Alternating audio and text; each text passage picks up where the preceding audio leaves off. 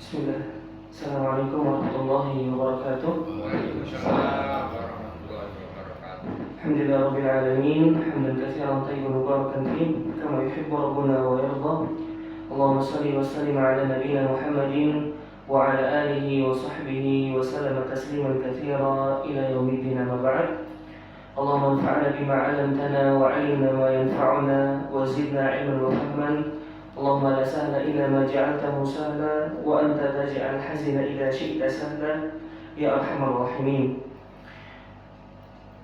Jamaah kaum muslimin yang semoga dirahmati Allah Subhanahu wa taala. Alhamdulillah, selalu dan senantiasa kita memuji Allah Subhanahu wa taala atas segala nikmat yang telah Allah Subhanahu wa taala berikan kepada kita semua. Yang dengan nikmat-nikmat tersebut Allah Subhanahu wa taala memudahkan kita untuk bisa melaksanakan sholat subuh berjamaah, dan dengan nikmat Allah Subhanahu wa taala memudahkan kita untuk duduk di salah satu rumah dari rumah-rumah Allah untuk mendengarkan ayat-ayat Allah Subhanahu wa taala dan hadis Nabi sallallahu alaihi wasallam, yang mana kata Nabi sallallahu alaihi wasallam, "Majtama'a qaumun fi baitin min buyutillah yatluna kitaballah wa yatadarasunahu bainahum illa nazalat 'alaihim sakinah." Tidaklah suatu kaum berkumpul di salah satu rumah dari rumah-rumah Allah Subhanahu wa taala, mereka membaca kitabullah, mendengarkan ayat-ayat Allah Subhanahu wa taala, dan mereka saling mengajarkan satu sama lainnya, kecuali Allah akan turunkan kepada mereka sakinah, yakni ketenangan. Kemudian wa ghasyiyatuhum rahmah, dan mereka diliputi oleh rahmat Allah Subhanahu wa taala, wa hafathumul malaikah, dan mereka dinaungi oleh para malaikat Allah Subhanahu wa taala, wa dzakarahumullahu fi man 'indah, dan Allah Subhanahu wa taala yang menciptakan kita, yang memberikan kita rezeki, yang menghidupkan dan mematikan kita, Allah sebut kita yang ada di majelis ilmu di hadapan para malaikatnya yang mulia. Maka subhanallah jemaah, ini keutamaan yang besar yang Allah Subhanahu wa taala janjikan bagi mereka yang duduk di majelis taklim. Kemudian salawat dan salam tak lupa kita berikan kepada baginda Nabi besar kita Nabi Muhammad SAW, kepada keluarga beliau, para sahabat, para tabi'in, para tabi'ut tabi'in, dan orang-orang yang berusaha mengikuti beliau. Jemaah yang semoga dirahmati Allah Subhanahu wa taala, sebelumnya izin memperkenalkan diri. Saya Muhammad Ridwan Permana.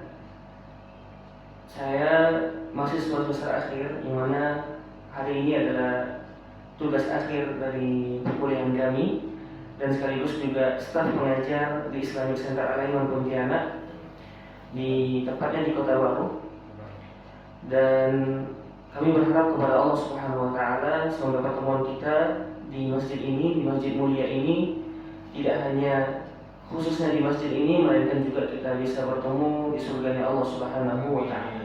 Dan kami juga ucapkan terima kasih banyak, syukran jazakumullahu khairan kepada takmir masjid Surau Al-Muhajirin ini atas perizinan yang telah diberikan.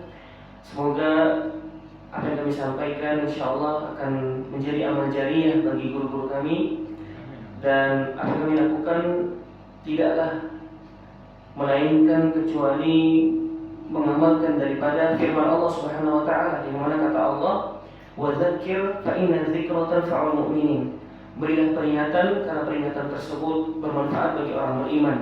Kemudian Nabi SAW juga mengatakan, "Ballighu anni walau ayah." Sampaikanlah dariku walau hanya satu ayat. Kemudian jemaah semoga dirahmati Allah Subhanahu wa taala, insyaallah pada kesempatan ini kami akan membawakan sebuah kajian singkat insyaallah tidak lama, yang bertema tentang meraih kebahagiaan yang hakiki. Jemaah semoga dirahmati Allah Subhanahu wa taala, setiap kita pasti menginginkan yang namanya kebahagiaan. Siapapun kita, baik orang kecil, dewasa, orang-orang remaja, semuanya pasti menginginkan yang namanya kebahagiaan. Namun yang menjadi pertanyaan besar bagi kita jemaah, makna kebahagiaan sejati itu seperti apa? Sedangkan sebagian orang mencari kebahagiaan mungkin dengan harta yang banyak, dengan jabatan yang tinggi, dengan popularitas, eksistensi yang luar biasa. Tapi yang menjadi pertanyaan besar buat kita, apakah kebahagiaan tersebut akan lama? Ketika harta yang banyak, ketika jabatan yang tinggi, semuanya akan ada masa akhirnya. Ketika kita meninggal dunia, diwafatkan oleh Allah Subhanahu wa taala, maka kita akan meninggalkan itu semua. Sedangkan kebahagiaan ini, kebahagiaan yang Allah Subhanahu wa taala telah turunkan kepada kita semua, ini adalah kebahagiaan yang tidak kekal, tidak habis oleh waktu dan zaman. Maka subhanallah jemaah, ketika kita mencari kebahagiaan ini, mencari kebahagiaan yang Allah telah turunkan, kita tidak mendapatkan porsinya dunia saja, tapi juga mendapatkan di akhirat. Apa sumber kebahagiaan tersebut? Yaitu Al-Quranul Karim. Al-Quranul Karim. Al-Quran, subhanallah jemaah, kita sering lihat dan mungkin di sekitar kita Al-Quran ada di mana-mana. Tapi yang menjadi pertanyaan, apakah Al-Quran itu akan membekas bagi kehidupan kita sehingga itu menjadi sumber kebahagiaan kita? Atau hanya sebuah kertas yang dibaca, sebuah kertas yang mungkin sebagian kita pajang saja? Maka ini tergantung daripada kita menyikapi sumber kebahagiaan yang telah Allah turunkan kepada kita. Jemaah sekalian Allah Subhanahu wa taala. Kalau kita membuka Al-Quran, lembaran daripada lembaran Al-Quran, maka kita akan melihat bagaimana Allah Subhanahu wa taala telah memberikan solusi dari segala permasalahan kita, dari segala ujian yang kita hadapi, dari segala kesulitan rezeki yang kita hadapi. Allah telah berikan jalan keluarnya dalam Al-Quran. Sehingga ketika kita mencari alasan tentang bagaimana solusi yang ada dalam Al-Quran, maka Allah telah berikan solusi tersebut. Tapi yang menjadi pertanyaan, apakah kita bisa mengambil solusi yang telah Allah berikan? Kalau kita melihat jemaah, sebagian daripada surah Al-Quran, di antaranya surah Yusuf, bagaimana Allah Subhanahu wa taala memberikan ujian kepada Nabi Yusuf. Subhanallah, Nabi Yusuf diuji oleh Allah dengan ujian yang besar, ujian dari saudara-saudaranya, kemudian dilemparkan ke sumur, dipenjara, difitnah.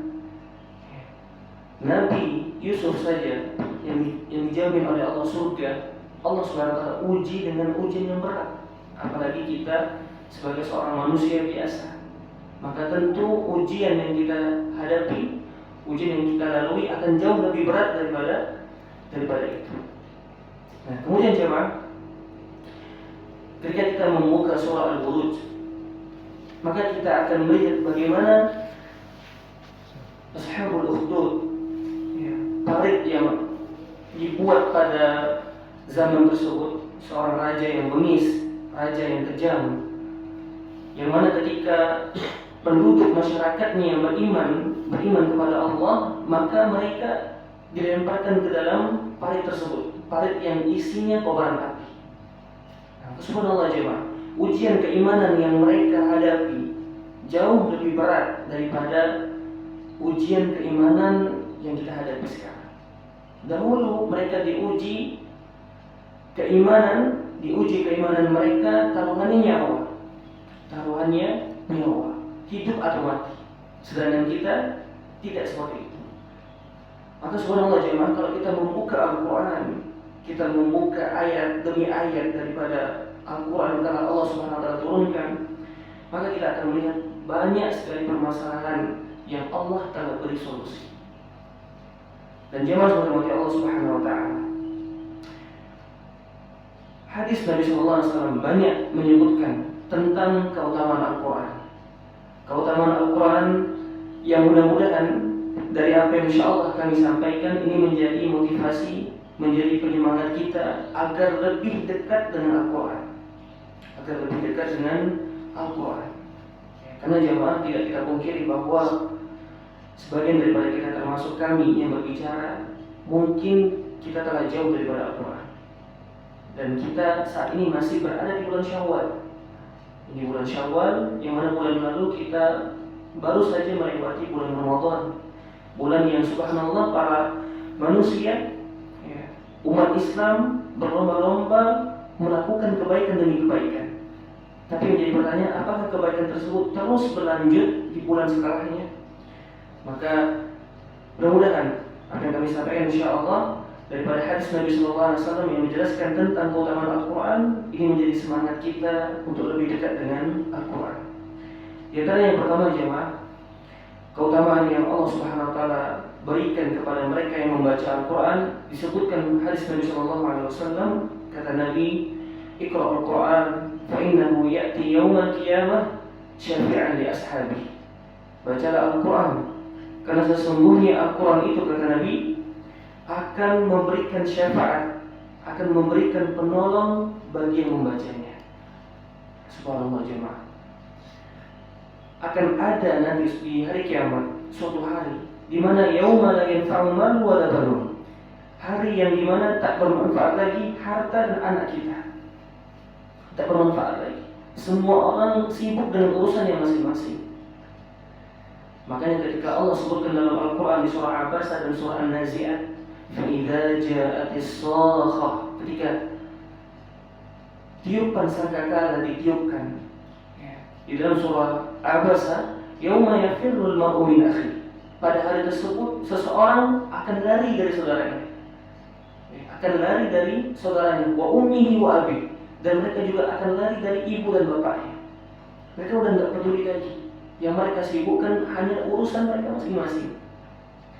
Maka Al-Quran inilah salah satu amalan yang akan menjadi syafaat, yang akan menjadi penolong bagi kita. Ya, salah satunya adalah Al-Quran. Baca Al-Quran, kata Nabi, karena Al-Quran akan memberikan syafaat bagi pembacanya. Kemudian jemaah rahimani rahimakumullah, keutamaan yang kedua yang Allah Subhanahu wa taala sebutkan di dalam hadis Nabi sallallahu alaihi wasallam, kata Nabi, "Man qara'a min kitabillah falahu hasanah wal hasanatu bi'ashri amsalihha." Barang siapa yang membaca satu huruf daripada ayat Allah, maka baginya satu kebaikan. Dan kebaikan tersebut dilipat gandakan menjadi 10 kebaikan. Kemudian kata Nabi, "La aqulu alif lam mim harf." Aku tidak mengatakan bahwasanya alif lam mim itu satu huruf. Akan tetapi walakin alifun harf wa lamun harf wa mimun harf. Akan tetapi alif itu satu huruf, lam itu satu huruf, dan mim itu satu huruf. Maka subhanallah jemaah, ini menjadi motivasi buat kita agar kita terus berusaha untuk membaca Al-Quran. Bayangkan satu huruf saja jemaah, Allah lipat gandakan menjadi 10 kebaikan. Satu huruf saja. Alif lam mim 3 huruf. Kalau kita baca 30 pahala yang Allah siapkan. Maka bagaimana kalau kita baca satu surah, satu juz dalam sehari, atau satu lembar dalam sehari, maka berapa banyak pahala yang kita dapatkan di sisi Allah Subhanahu wa taala. Sedangkan di hari kiamat akan ada yang namanya yaumul mizan, hari di mana amal soleh dan amal keburukan ditimbang oleh Allah. Dan salah satu agar bisa memberatkan amal timbangan soleh kita adalah dengan membaca Al-Quranul Karim. Kemudian yang ketiga jemaah, keutamaan yang Allah Subhanahu wa taala sebutkan di dalam hadis Nabi sallallahu alaihi wasallam, kata Nabi, "Al-mahiru bil Quran ma'a safaratil kiramil barah." Orang yang mahir dalam membaca Al-Quran, pandai membaca Al-Quran, maka dia akan bersama dengan para malaikat yang mulia. Kemudian walladzi yaqra'ul Qur'an wa yatata'ta fihi wa huwa 'alaihi syaqun lahu ajran. Dan barang siapa yang membaca Al-Quran dan dia terbata-bata di dalam membaca Al-Quran, dia masih mengeja Al-Quran, maka kata Nabi, lahu ajran, baginya 2 pahala. Kata Imam An-Nawawi rahimahullah dalam kitab At-Tibyan fi Adabi Hamalatil Quran, maksud daripada 2 pahala tersebut adalah pahala dia baca dan pahala dia berusaha untuk membaca. Maka subhanallah jemaah, ini hadis yang menghindarkan atau menolak rasa pesimis kita. Mungkin barangkali di antara kita jemaah kita nggak mau baca Al-Quran karena kita masih terbata-bata dalam membacanya. Padahal tidak demikian. Allah Subhanahu wa Ta'ala berikan keutamaan orang yang pandai, orang yang bisa, dan orang yang tidak bisa, masih terbata-bata dalam membaca Al-Quran. Allah kasih dia pahala, bahkan jauh lebih besar daripada mereka yang membaca. Lahu ajran, kata Nabi. Pahala dia baca, pahala dia berusaha. Berarti satu hurufnya, maka dia akan mendapatkan 20 pahala. Maka subhanallah jemaah, ini keutamaan yang besar yang Allah Subhanahu wa Ta'ala berikan kepada mereka yang membaca Al-Quranul Karim. Kemudian di antara lain jemaah, keutamaan yang Allah Subhanahu wa Ta'ala sebutkan dalam hadis Nabi sallallahu alaihi wasallam, kata Nabi, khairukum man ta'allama al-Quran wa 'allamah. Sebaik-baik kalian adalah yang mempelajari Al-Quran dan mengajarkannya. Derajat sebaik-baik manusia jemaah bukan ada pada harta yang banyak, bukan ada pada jabatan yang tinggi, bukan ada pada popularitas terkenalnya seorang tersebut. Ketiga itu bukan tolak ukur dia menjadi sebaik-baik manusia. Akan tetapi Nabi SAW berikan penjelasan bahwasanya di antara sebaik-baik manusia mereka yang mau belajar Al-Quran, mau membaca Al-Quran, kemudian berusaha untuk mengajarkan Al-Quran. Mungkin sebagian daripada kita jemaah mengira bahwa kita nggak akan mungkin bisa mengajarkan Al-Quran. Mengajarkan Al-Quran bukan berarti di masjid-masjid, bukan berarti di musola, surau dan yang semisal. Tetapi kita bisa ajarkan Al-Quran dengan anak kita atau cucu kita atau saudara kita, kerabat kita yang mungkin masih kecil. Kita bisa ajarkan mereka Al-Quran.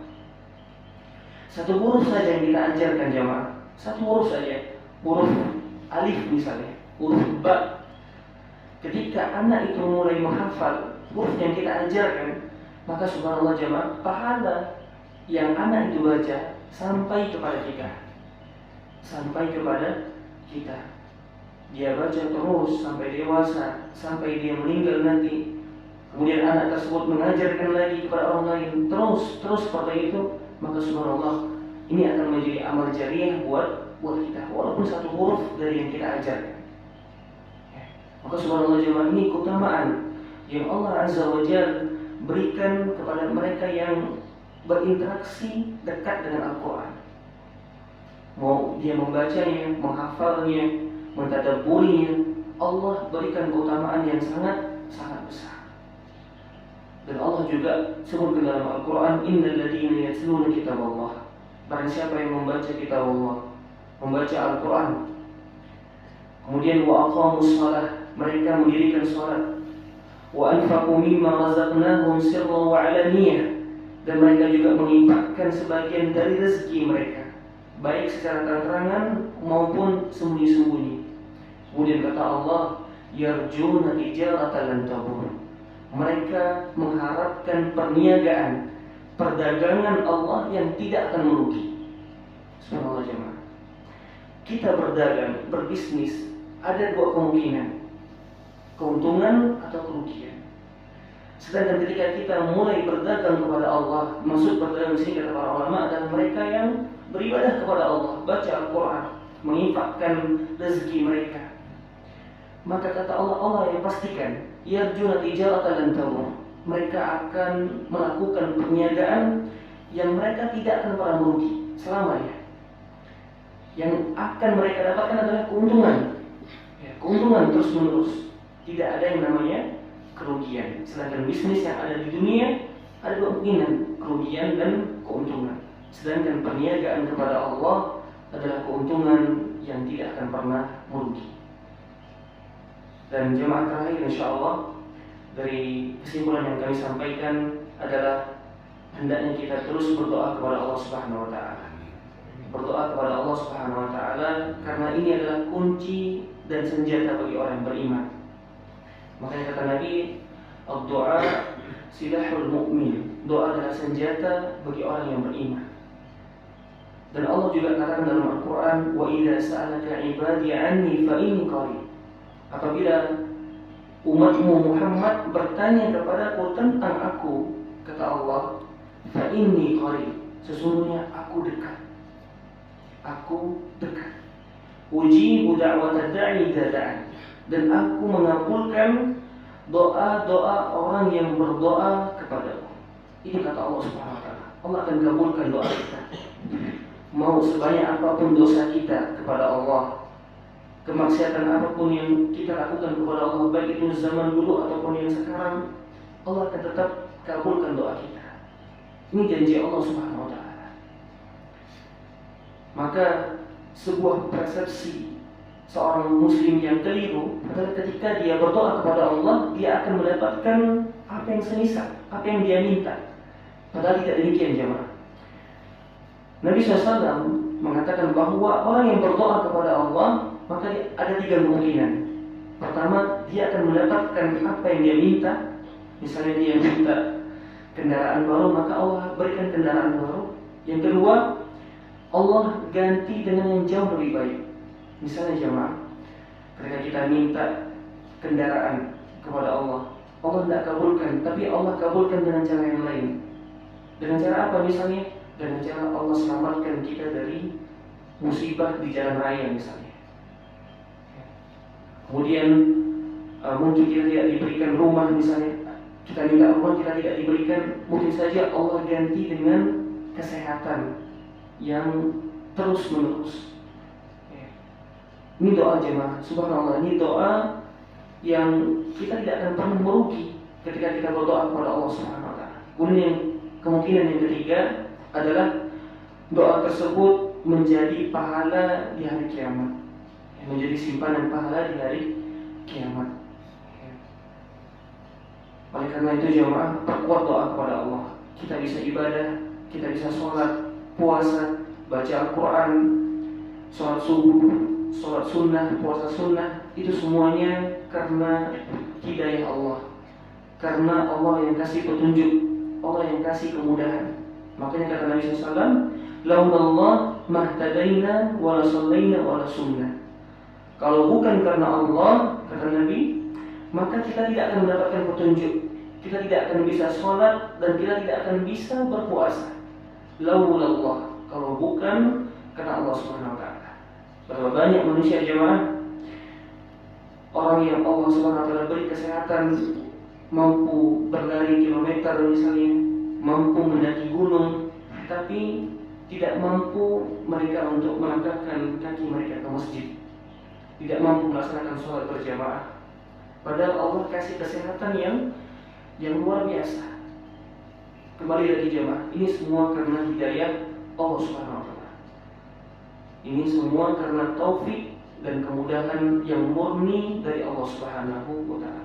Kita memohon kepada Allah Subhanahu wa taala agar Allah memudahkan kita untuk melakukan amal saleh, dan kita juga memohon kepada Allah agar Allah Subhanahu wa taala menerima amal saleh kita. Rabbana taqabbal minna innaka antas samiul alim. Rabbana taqabbal minna salatana wa siyamana wa ruku'ana wa sujudana wa qira'atina wa ta'abbudana wa takhashu'ana ya arhamar rahimin. Doa-doa yang harus kita panjatkan jemaah agar kita kelak bertemu kepada Allah Subhanahu wa taala dengan hati yang selamat. Yauma la yanfa'u malun wa la banun illa man atallaha biqalbin salim. Dengan hati yang selamat, hati yang mentauhidkan Allah Subhanahu wa taala, hati yang senantiasa melakukan amal-amal saleh. Demikian jemaah yang kami sampaikan. Mohon maaf apabila ada kekurangan dan kesalahan kata, dan kami ucapkan sekali lagi terima kasih banyak. Jazakumullah khairan ahsanal jazaa kepada pengurus masjid atas perizinan yang telah diberikan. Semoga Allah Subhanahu wa taala pertemuan kita juga di surganya Allah Subhanahu wa taala. Jazakumullah khairan ala husni istima'ikum wa ihtimamikum. Subhanallahi wa bihamdika asyhadu an la ilaha illa anta astaghfiruka wa atubu ilaik. Assalamualaikum warahmatullahi wabarakatuh.